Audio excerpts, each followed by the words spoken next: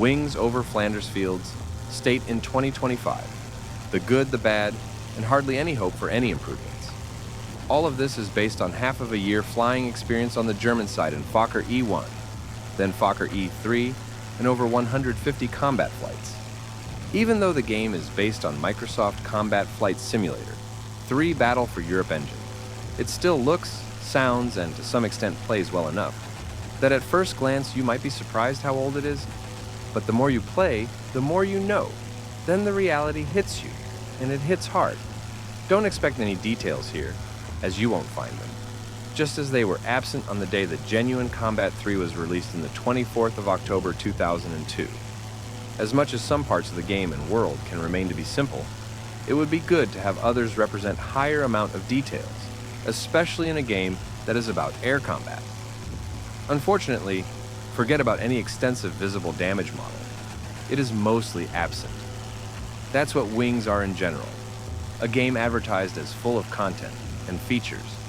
But when got to know better, and after experiencing it for a while, you start to think that what was supposed to be interesting and make the game more enjoyable, historically accurate, is turning the game worse, doesn't work at all, or frustrates you so much. You turn those options off and don't use them. At the same time, the game fails so much when it comes to certain details, you would think, what the hell are the developer all about? You can't brag about how historically accurate and immersive your game is, then have a totally broken, half-assed metal system. In fact, this game seems to be following this pattern of development. Poorly thought of and poorly designed features over quality. The year 1915 and 1916 was the year of Fokker Scourge, even though this period in theory is in the game, and you as a player on the German side is constantly being reminded about it. What you see and experience tells a completely different story. Fokker E1. AI is so bad, I'm out of words to describe it. They hardly ever shoot enemies, but instead, get shot down most of the time. Even German aces fall from the sky, like flies, though they respawn afterwards, as that's what being an ace in Wings over Flanders Fields means. They can die in theory, just to be back up in the air again for the next flight, like nothing happened. You'd think an ace would stand out, be a great pilot, you'd follow them in a flight, observe what they do, how they shoot down enemies, earn medals. Sorry, it's not happening. Aces here are just as stupid as the rest of the pilots, but instead of being generic German airmen, they are given real aces names and die on the date they died historically. The game is very unbalanced and biased towards Entente, at least in the 1915 and early 1916. You will easily find numerous topics about two-seater gunners having sniper-like accuracy from 400 meters in a cold environment. When winds hit their face, entire cockpit shakes.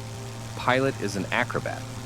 You do evasive maneuvers, yet the gunner, for some unknown reason, seems to not be affected in any way by anything that is happening.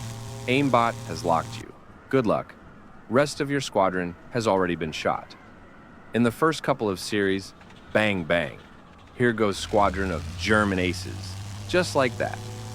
How come developers responsible for Rise of Flight and newer game, IL-2, Sturmovik Flying Circus, could have done medals right and correct, while for the developers of Wings, Over Flanders Fields, that is too much to ask for? Why even add medals to the game, while you can't even obtain them? My highest scoring pilot in the campaign had over 40 kills, yet beside being awarded double pour le mérite, which has never happened, I have never received Iron Cross First Class. Not to mention, due to my low rank, all those high-ranked medals of high status would have never been awarded to me. There was a time where players could just edit a file and change them themselves, but now the file that contains most of the important details is protected. Old mods don't work any longer, and there is no way to fix the issue. You get all that for $44.99 plus tax, then DLC for $49.99 plus tax.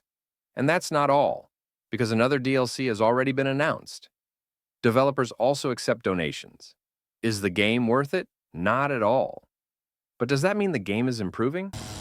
By checking numerous forum, Reddit, players' opinions, complaints, or even developer response, I don't think so. The only thing that devs do is complain about working alone, as in, that should mean we should accept the state of the game and thank them for whatever they are doing.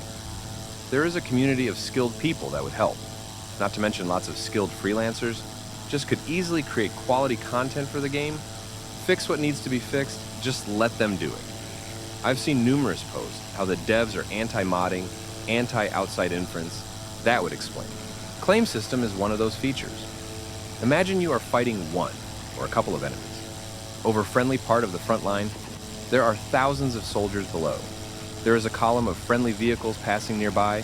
You have balloon pilots looking at you from the distance. There might also a friendly airbase with its crew somewhere in the vicinity. You do what you can to win. You're really sweating, so many eyes on you. Everyone is watching. Then after the final series from your guns, enemy goes down and crashes. You are victorious. You won. You got back to base, submit a claim, just for it to be denied. How in the world would that get denied, you wonder? Then it happens again. And again, you decide to just never use it, as it often adds more frustration than makes the game more enjoyable and immersive. There are plenty of stupid examples where claims get denied for no reason. When it comes to Fokker, E1AI, it is so bad that even 6 of them have a hard time shooting down defenseless airplane like Bristol Scout. Imagine, 6 versus 1, and that is still not enough. I could go on, but after what I experienced, I can easily say, just skip this period, and don't bother with the Fokker Scourge period, as it is absent in the game. I've been saying this for a while, that wings often portray things in the opposite way. Fokker Scourge is when Fokkers go down without a fight and can't do anything, when it should have been the opposite. 2-seaters are so good. Not only they kill multiple German aces in a flight, they also shoot down bomber formation. I'm done. I can't take it anymore.